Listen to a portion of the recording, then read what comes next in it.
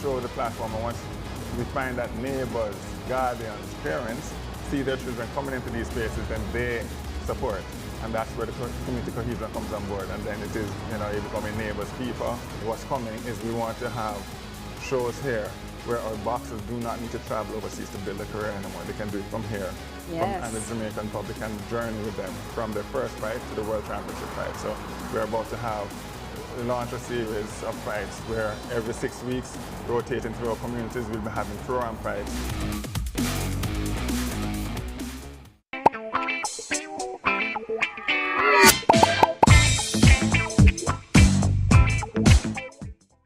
Welcome to the CCRP Silver Club Series. Our mission really is to celebrate our seniors. That person in your home must have an understanding of the needs of the senior. There's a loss of balance you find there, falling out of chairs. When the older person says, I'd like to go for vaccine, they tell them no. I think that seniors are quickly becoming digital adopters. Stress is a leading contributor to Alzheimer's.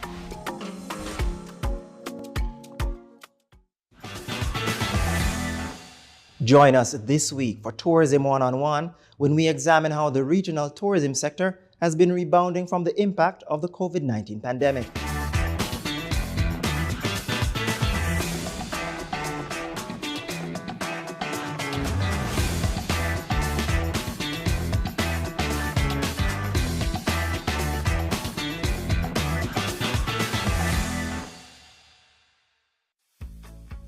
It's here, Jamaica's new polymer banknotes. Polymer banknotes are produced from a thin, transparent and flexible plastic film. Why the transition from paper to polymer? Polymer banknotes stay cleaner, they're more difficult to counterfeit, and they last longer. Plus, special features on the notes, like those developed for the visually impaired, last for the entire lifespan of the notes. The introduction of polymer banknotes will increase the average circulation life of notes by at least 50%. As a result, orders for banknotes will be reduced, and Bank of Jamaica will realize savings. Look out for your new polymer banknotes.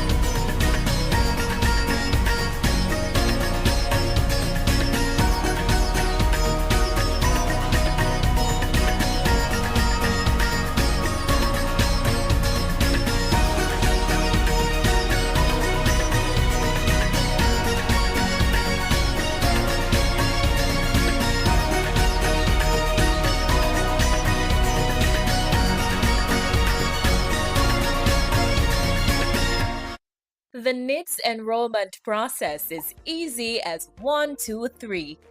In order to enroll into the NITS, an applicant must be a citizen of Jamaica or ordinarily resident for 6 months and above. Persons must submit documents such as birth certificate, proof of address, or marriage certificate. Step 1. Applicants will be able to pre-enroll online or visit the nearest enrollment center. Step 2. Applicants' biometric data and supporting documents are collected at an enrollment site. A reference number will be given for the applicant to track the application online. Step 3. Once the verification is done, a notification will be sent to the applicant to collect, pin, and activate their national identification card. The process is now completed, and your ID card can now be used to verify your identity. The following is brought to you by the Office of the Prime Minister. To fight crime and violence in your country, your government has invested over $9.7 billion into national security systems. This includes the construction and renovation of dozens of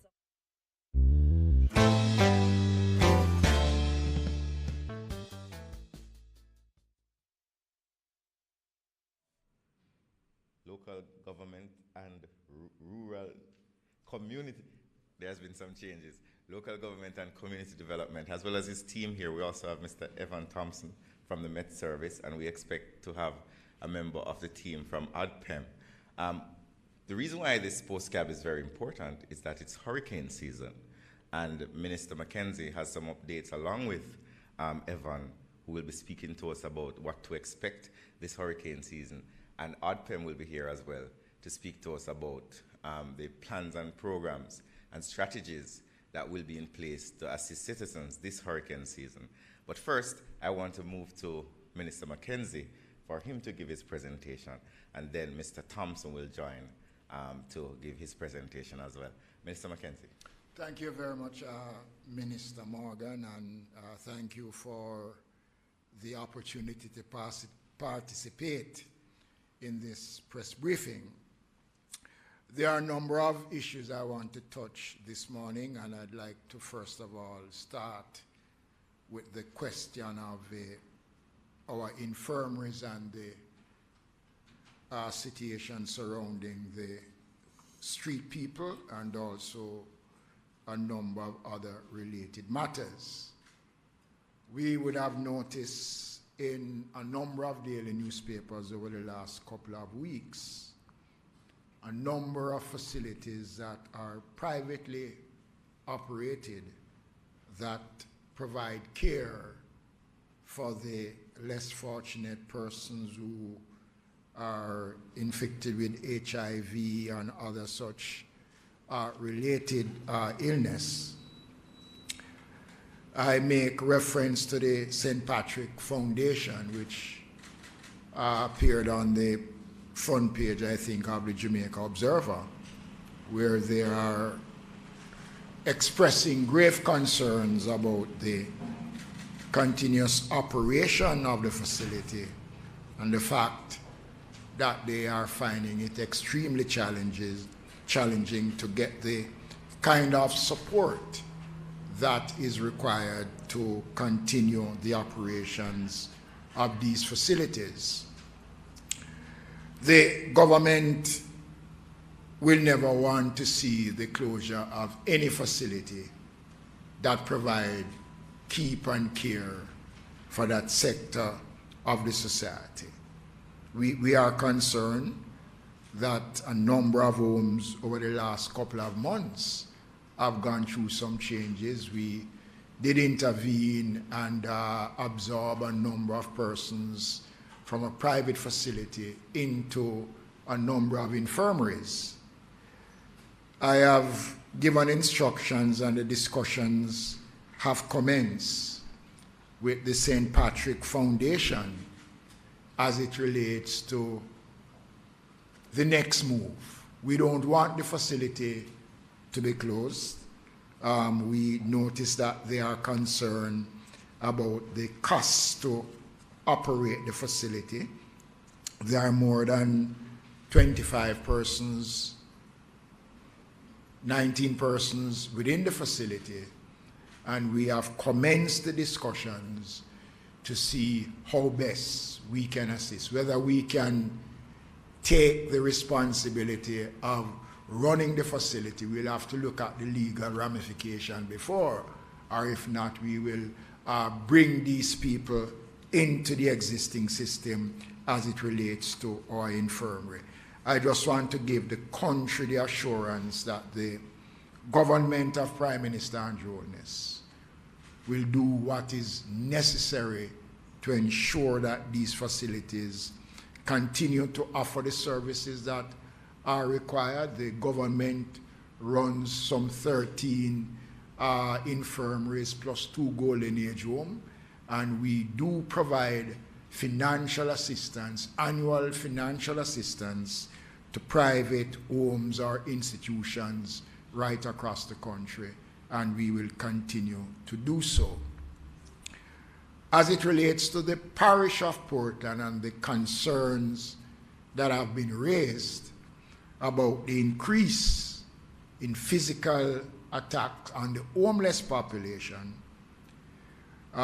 we are well advanced as it relates to finding a location for the construction of a shelter for the town of Port Antonio.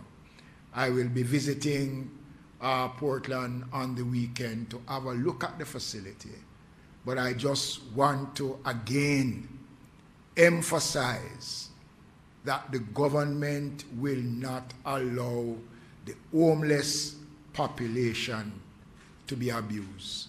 We will do everything that is within our powers to ensure that we find suitable and ideal accommodation for these persons right across the country. So our next stop will be Portland. I want to touch another subject that has been in the news over the last month or so, and it speaks to the frequency of fires in our markets right across the country. As you are aware, that the Musgrave market in Portland, a significant portion of the market was destroyed by fire. I want to say, based on the initial investigations from the Jamaica Fire Brigade and from others, that this was not an act of arson at the Musgrave market. So I want to make that clear. The facility was badly damaged by the fire, and we are now moving to put in place the requisite systems to carry out the necessary works that is required to restore the market. We have already allocated $10 million to the Portland Municipal Corporation to undertake cleanup exercise and to provide temporary shelter for the butchers in the market who have been severely affected. The Member of Parliament on her own has gotten private support to assist the vendors. But I want to make it clear, because already I have heard comments being made about the role of the Member of Parliament as it relates to the reconstruction of the market. The reconstruction of the market is a matter for the Ministry of Local Government and the Portland Municipal Corporation. Any design, any costing will be undertaken by the Ministry of Local Government. And if there are private interests who wants to be a part of it, we welcome that. But I want to put to rest the mischief that is being made about what will happen to the repairs and the future of the Musgrave market in Portland. So let me state categorically that no decision has been taken to divest the interests of the Musgrave market to anybody. It is the property of the municipal corporation, and whatever repairs are going to be done, the funding will be provided by the Ministry of Local Government. The market is insured, and the insurers have gone to the market and they are doing their assessment as it relates to the Musgrave market. I will be visiting the market on Friday to have a first-hand look at what has taken place and to engage the municipality and the vendors. Let me say that whatever work will be undertaken on the market, we will include the vendors in the discussions to get an idea from the vendors as to what they think would be the best way out in order to make the market conducive. I want to turn to the Linstead market. At around 4:20 a.m. on the 1st of June, I got a call in the early morning from the Commissioner of the Jamaica Fire Brigade, and subsequent to that, a call from the Mayor of Spanish Town advising that a section of the Linstead market was deliberately set on fire by 3 men who were seen running away from the market. Some 20 stalls were destroyed, and the smoke did damage to a section of the market.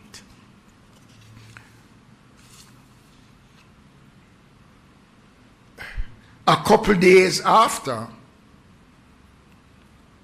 fire was set to a section of the Spanish Town market, which resulted in a number of stalls and vendors that were affected.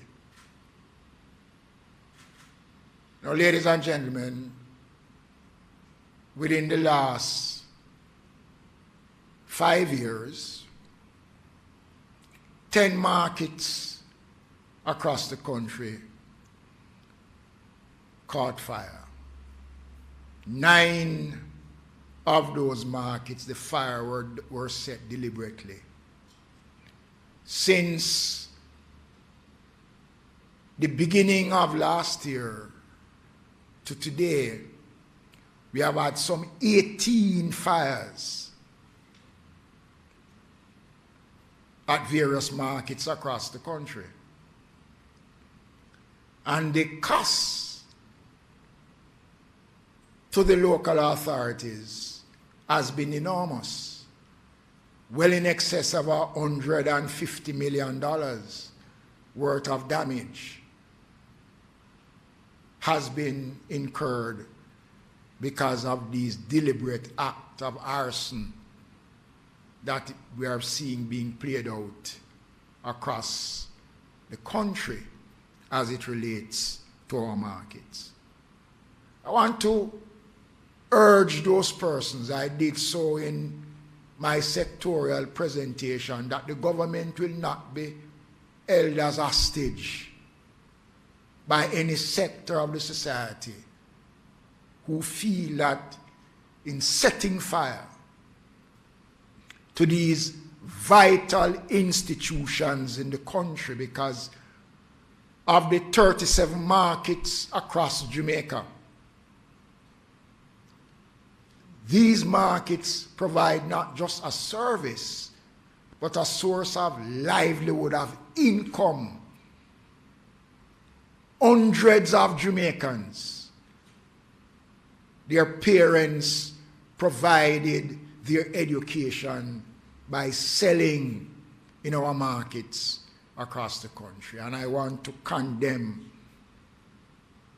those persons who believe that this is a new form of vulgarity that is being unleashed on the country. So therefore, we are working with the various municipalities to look at how, and I must say that the condition of our markets for many years have been neglected. Since we came into office in 2016, we have done a substantial amount of work, not just upgrading, but building new markets across the country. And we will continue to do so. So I am urging persons, those who are also using the market, to ensure that that is done in an orderly fashion. I could not come to this press briefing without addressing the question of vending that is taking place on the streets and the level of disorder that is associated with vending. It is a problem that we face, and it is a problem that has been growing for a number of years.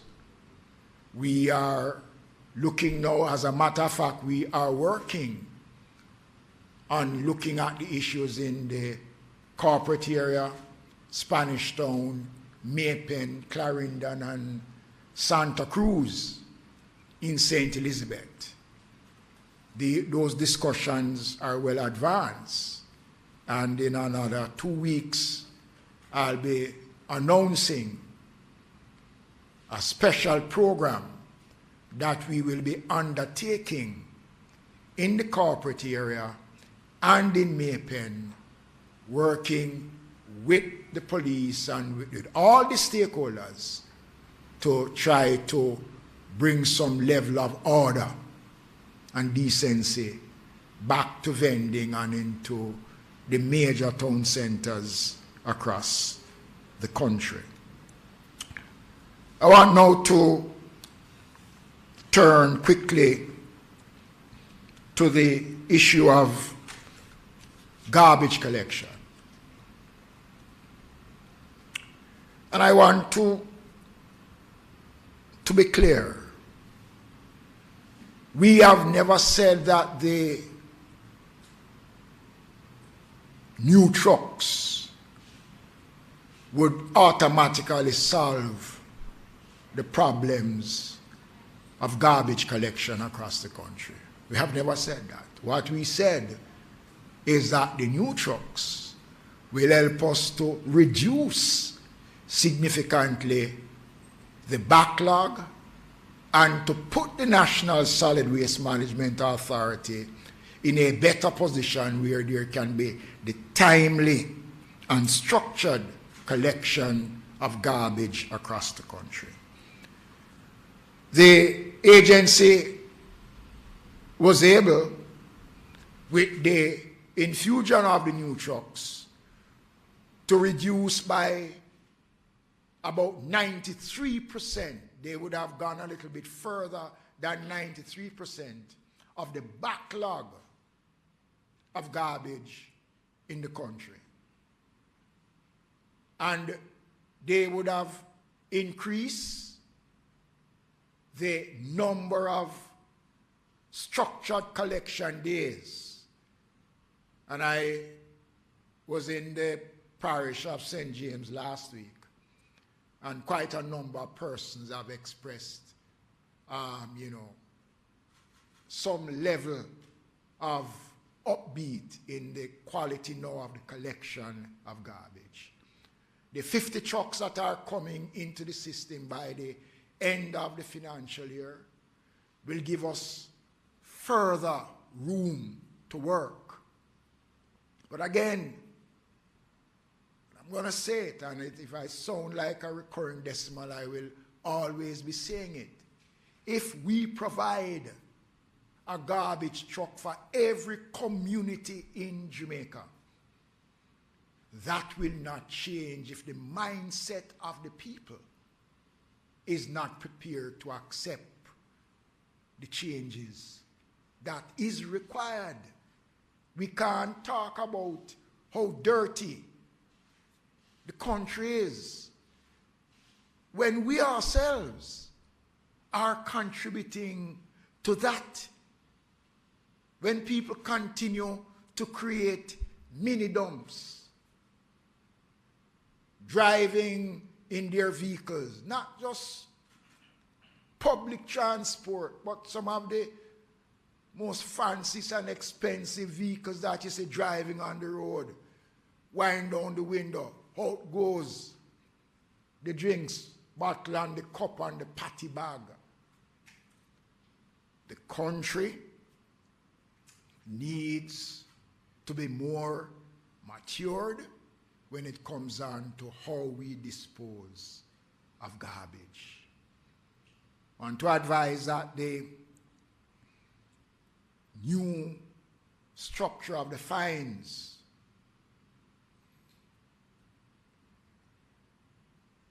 will be sent shortly for drafting instructions. But we are not just going to be putting in these new fines. We again are going to be undertaking a massive program of public education. We've been doing it again. And before we introduce any new penalties, the country, by series of town hall meetings and various interactions, will be given an opportunity to raise their concerns and to make suggestions. But the country, beautiful Jamaica, can no longer be held as hostage because of a few Jamaicans who don't have any pride in how they dispose of their waste. The final area of my presentation this morning has to do with the recent rains that the country has been experiencing over the last couple of weeks. You know, when we never had the rains, we were bawling bitterly, complaining how dry it is and we can't survive. Now we're having the rains, we are hearing about dislocations and floodings and, boy, too much rain. I don't know if we want to have the best of both worlds. But the recent rains that we have had in the latter part of May coming into June is cause for concern. And Evan is here and he will speak some more about that. I have heard calls coming about the cleaning of drains and the government is not doing enough and the government needs to do more. Let me state quite clearly what has been put in place by the administration as it relates to mitigation. Members of Parliament, all 63 of us, have been given an allocation for drain cleaning. And that allocation is there, and quite a number of members of Parliament have put in their programs for drain cleaning. That is one phase of it. The municipal corporations, as is customary, would use their PRF allocation for the month of June. So whatever allocations goes to the municipal corporation from May into June, that is what is used for all divisions across the country for drain cleaning exercise. So the government is cognizant that we need mitigation work at the beginning of the hurricane season, and that is being undertaken. So there is no municipal corporation or no member of Parliament can stand up honestly and say that allocations have not been made to them or to the divisions for drain cleaning exercise. And that is not the only allocation. Allocations will be made as we get deeper into the hurricane season. So there is phase 1, and then is phase 2, and there is a third phase at the end of that. Councillors who have their allocations can use their allocations for drain cleaning. So too are members of Parliament who can, out of their CDF, if they so desire, use portions of their CDF for drain cleaning exercise. The results of the rains have seen almost quite a large number of parishes being affected by the rainfall. we have seen where the list of the most affected areas in June. So we see Portland, Clarendon, St. Elizabeth, St. Thomas, Hanover, St. James, Manchester, Trelawney, St. Mary, Westmoreland, and sections of KSA, the corporate area, have been affected by the rains. But the parishes that would have suffered most damage would be St. Elizabeth, St. James, Clarendon would have had major damage to infrastructure.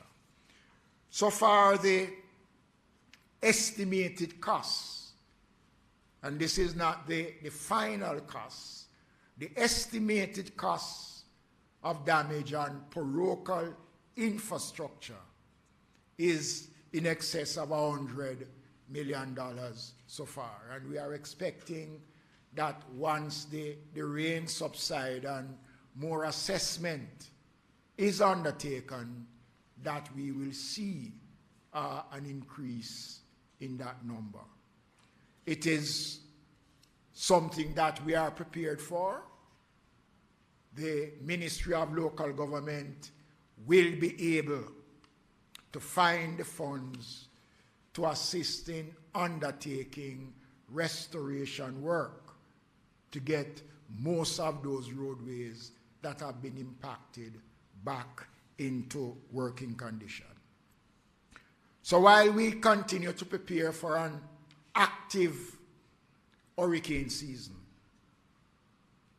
not only are we providing resources for mitigation purposes, a couple weeks ago, the Most Honorable Prime Minister launched the month, and he indicated there that the country is in a state of readiness. Our shelters, the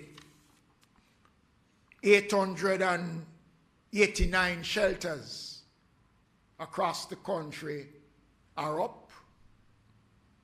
Shelters will become necessary when or if we have a situation where persons have to be moved into shelters. Last week, I met with the disaster coordinators island-wide and the ADPEM in Montego Bay. And one of the concerns that was raised in that meeting by the ADPEM and the disaster coordinators is some of the schools that are used as shelters, that many of the schools is putting up resistance for these schools to be used as shelters. Let me say this, that once it is designated, it's a government school and it is designated as a shelter, there is no chairman of any board or any principal that have the legitimacy to refuse the use of the schools as shelters. I have already penned a letter to my colleague, Minister of Education, on the matter. And I know the expression made by the coordinators last week is worrying to them. I must admit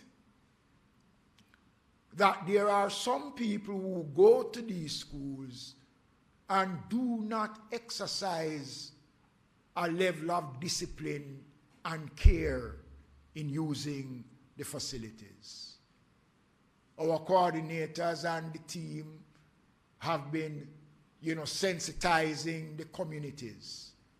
The Social Development Commission will be a part of that team that will be going around to explain to persons the do's and the don'ts. So when you go into these schools, you must remember that you are only there perhaps for 48 hours, sometimes less than that.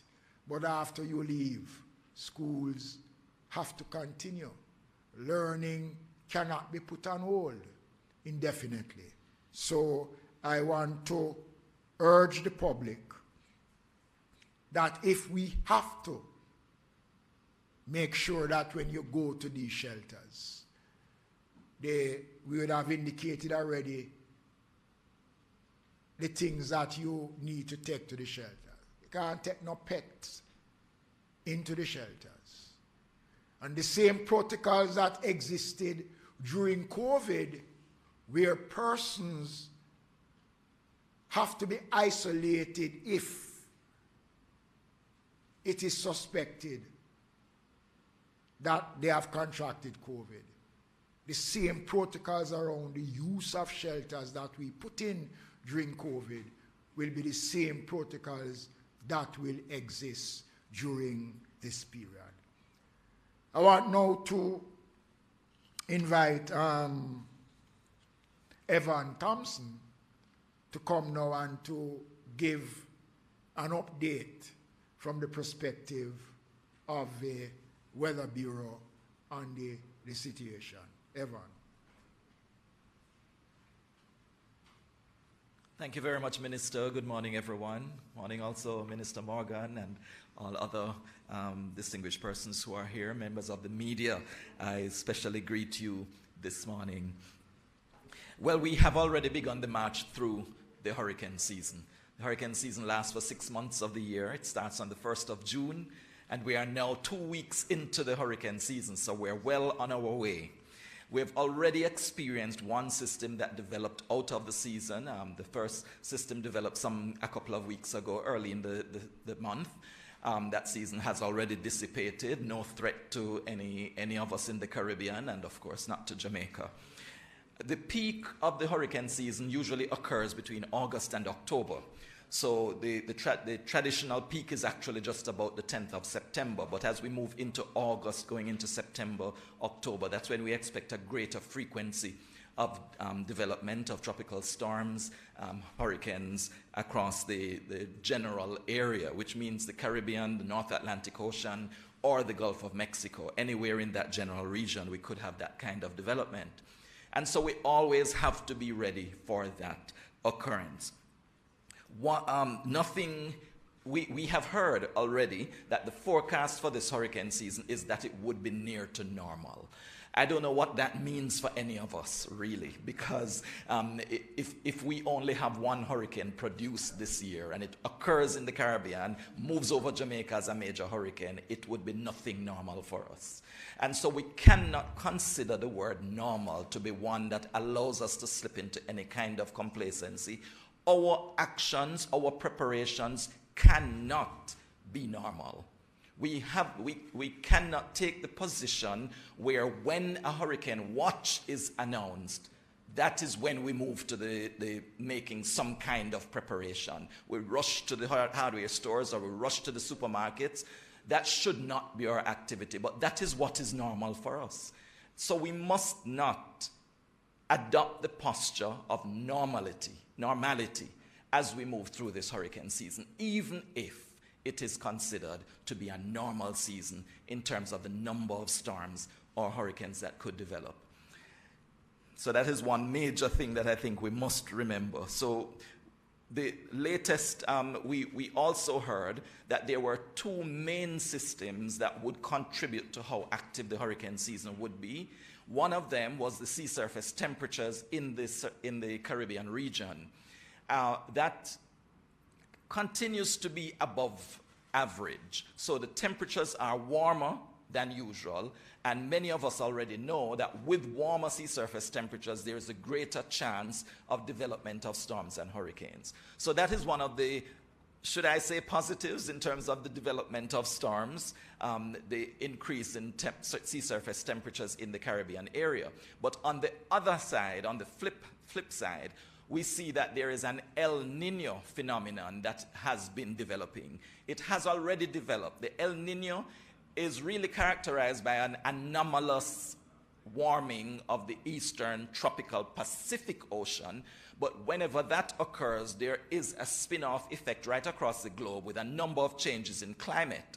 And what happens for us in the Caribbean region is that it reduces the chance of hurricane development. Because of the changes in the atmosphere, it reduces the chance of development. So whereas the temperatures of the waters in the Caribbean are increasing the chance of storms, the El Nino is actually reducing. On average, therefore, we are expecting a more or less normal season because of the interplay between those systems.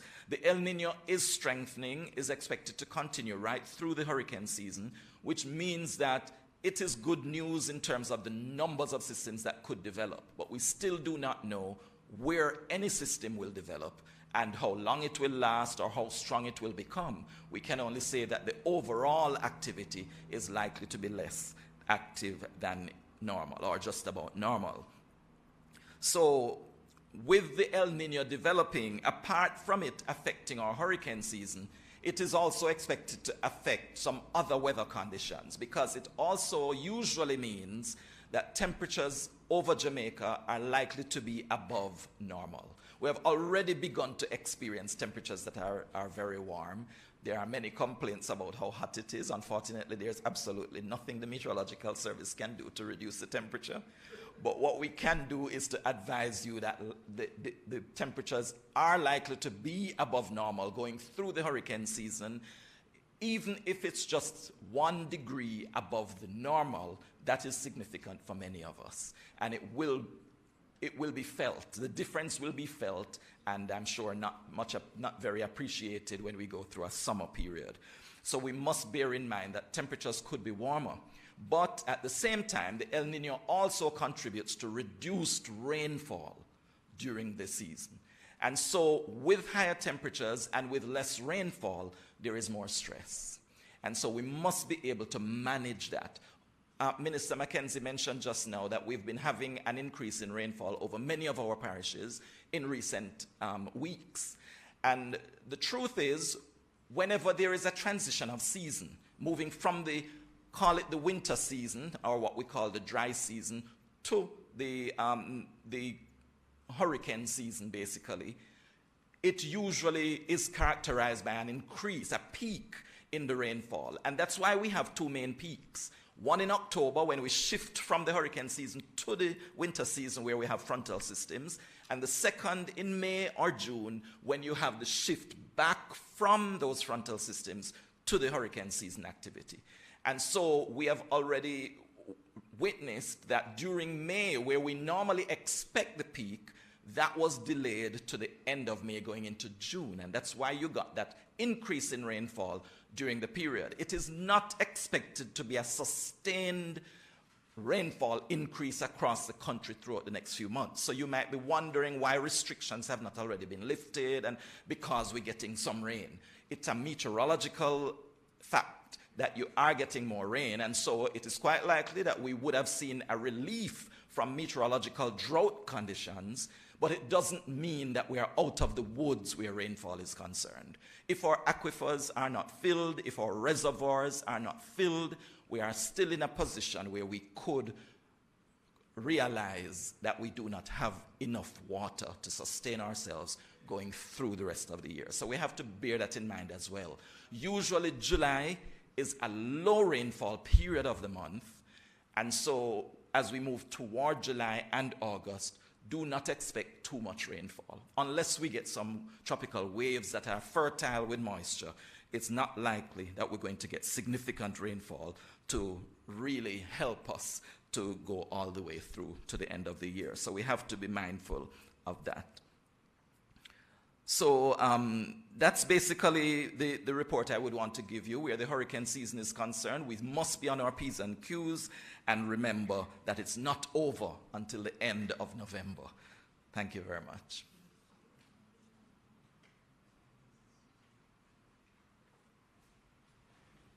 Thank you very much, Evan. We'll now invite Mr. Richard Thompson, from the ODPEM to give his presentation. Mr. Thompson. Thank you very much, Minister. Good morning, everyone. Just to give a quick report as to the country's state of readiness, you would have heard from Minister Mackenzie in terms of the number of shelters. Coupled with that, as part of our annual preparedness, is to ensure that training is in place, and the ODPEM, along with the local authorities, continue to train our shelter managers to put them in a state of readiness to ensure that they can effectively manage the shelters whenever time persons are in the shelters, along with all the necessary shelter protocols that are in place. Also, on the side of our relief distribution, if that is required, the National Welfare Committee, our humanitarian committee, continues to do extensive work, one of the most active committee of the National Disaster Risk Management Council, to ensure that in the case of any disasters, we are in the hurricane season, but we're also prone to other hazard impacts. We can also have an earthquake in the middle of our hurricane season because we sit in a very active earthquake zone, that the necessary processes are in place to ensure that if we have to respond to persons from a welfare standpoint, that those measures are in place. So that committee continues to do all the work that is necessary to ensure that the country is fully prepared. As it relates to the hurricane season and what ought to be done, in terms of our country's state of readiness, there is work that is being done on the part of the state entities, but that alone cannot ensure that there is ultimate preparation.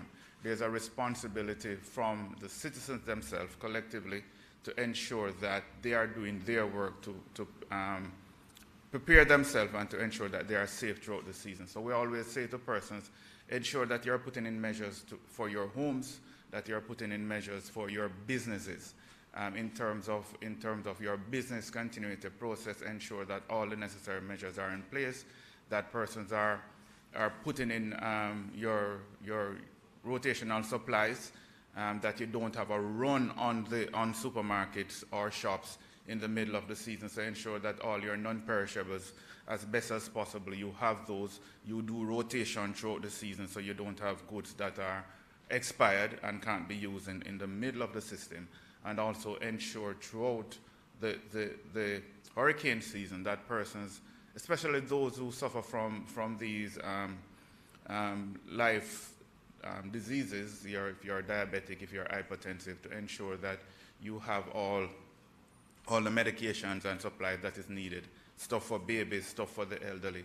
So we continue to ensure that the work is being done not only at the local level with the parishes and the parish disaster coordinators, but at the national level through the committees of council. The Health Committee of Council is there to ensure, and has done work, to ensure that the COVID-19 protocols that are in place, that have been in place for the past 3 years, will be applied during the hurricane season, or anything that we are doing if we have to respond to persons. So the work continues. It's constant. It's never not just at the beginning of the hurricane season, but the collective work of the state entities that makes up the National Disaster Risk Management process continues to churn to ensure that the country is protected and that we are at a heightened state of readiness. So that is it from me, ladies and gentlemen. We are well prepared in terms of the work that we have to do throughout the season, and the work that we have to do to respond to our population if we are so impacted throughout the hurricane season. And you'd have heard from everyone, every time we speak about hurricane, that given our vulnerabilities, especially as small island developing states, we really do not have to have a storm system to be impacted. We can just have severe weather impacts like what we're having now, and that would have created severe havoc on our country. So it is important that we continue to be ready, and that is our collective responsibility from our state entity and from our general population. Thank you very much.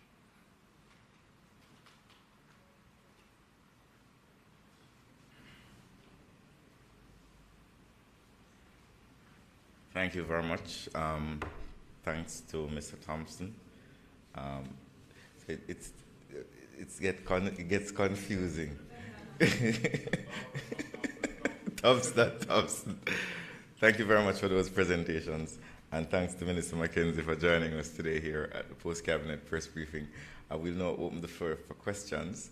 Any member of the media who have questions, you may raise your hands, and then Naomi will hand you the microphone. Good morning, everyone. I'm Chanel Spence from the Jamaica Information Service. And Minister Mackenzie, I was wondering, do you have any indication of the possible motives behind the attacks on the markets? And are you able to say if it's coming from, unattached youth just wandering around? Well, the only possible motive would that somebody would probably feel that if fire is set to the market and it's burned down, it's a source of getting employment. I can only, look, it is difficult to even assess it, but in one case I know it is alleged that it is about the dominance of control while one of the markets in St. Catherine was set on fire. But there could be no motive that one could justify in setting fire to a public market.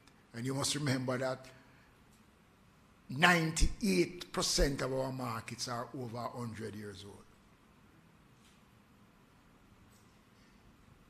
Good morning, everyone. I'm Truston Grizzle from Nationwide. And please permit me, I only have 3 questions, right, Minister?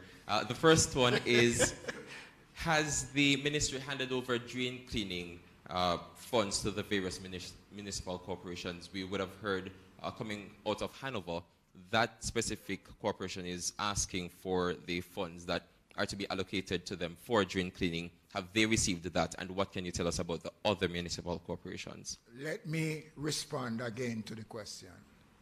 The month of May into June, the allocation that is sent by the Ministry of Local Government, that is known as the Parochial Revenue Fund, all municipalities, long before I became the minister, is authorized to use those funds specifically for mitigation purposes. The funds from the Ministry of Local Government will support that, but not at the beginning of the hurricane season, and everybody knows that. So if that call is made, mischief. All right, so the second question is, as you stated, a lot of resources have been utilized in upgrading the markets across the country, right? And we would not want that to go down the drain. Now, are there any plans in place to ensure that fires are prevented at these facilities? Are the vendors knowledgeable as to what they are supposed to do in order to limit the damage done to these facilities? And are fire hydrants in close proximity to these markets? Well, none of the markets that have caught fire was destroyed because of lack of water. The Jamaica Fire Brigade is equipped. The hydrants are in working condition. It is, let me say that if I go back to probably 30 years ago, when markets were king and queens in this country, there was a level of respect and decency for the operations of markets in our country. Now what we find is everybody now comes to the market and treat the market as if the market is not important. The government, since 2016, we have spent more than $600 million in building and upgrading markets across the country. That has never happened before. And we have developed relationships in most markets where there are vending committees who meet regular with the municipalities. I'm not saying that all the markets practice it. But the point you made about what we will do is that we will now have to be looking now. We are going to be rebuilding the Highgate market. So we're going to be now looking to build the Highgate market to put in the safety features around fire. The discussions have commenced with the Jamaica Fire Brigade as to how we can incorporate into the new design of the Highgate market a system that will be able to respond to fire. It doesn't take a deliberate act to start a fire in the market, because you know what is generated in the market itself is combustible in a way that it generates its own heat that can. Okay? So we are looking at that, and the response to your question is that the Highgate market will be the model market that we'll be looking at in terms of how we proceed with markets across the country. All right, and finally, what consequences, if any, will school principals or members of the various boards face if they refuse persons who want to be admitted in these shelters? I can't speak to that, but I can say I have had the opportunity some years ago to interact with two chairmen and a principal. And I asked the question, if the school and the thing is in, the title is in your name. Look, the country has to understand that all of us have a responsibility to play, and we cannot have any upmanship on taxpayers' resources. The schools are there to be used as shelters. 98% of our shelters in Jamaica are schools. And the government have spent a considerable amount of money to retrofit a number of schools to make them shelter worthy. And all I'm saying is that the schools should be a part of the process.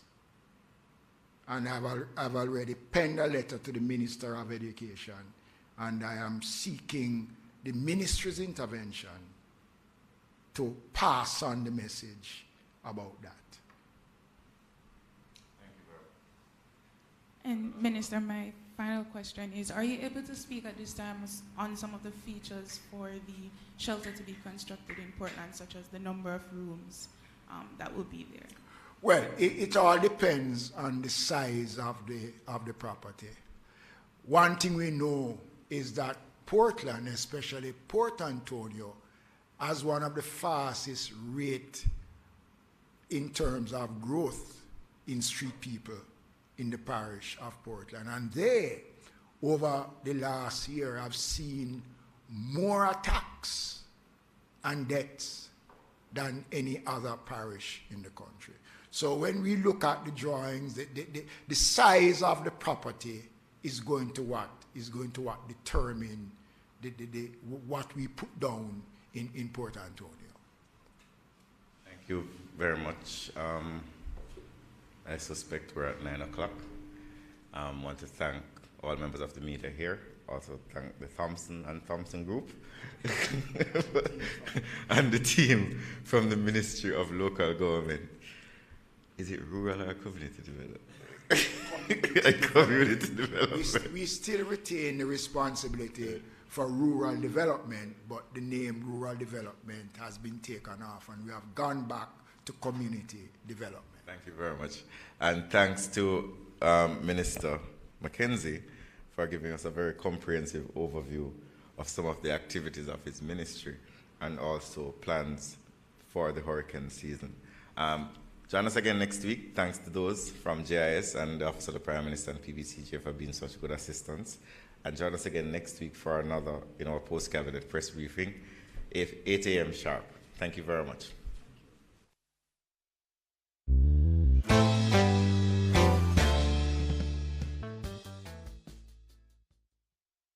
The following is brought to you by the Office of the Prime Minister.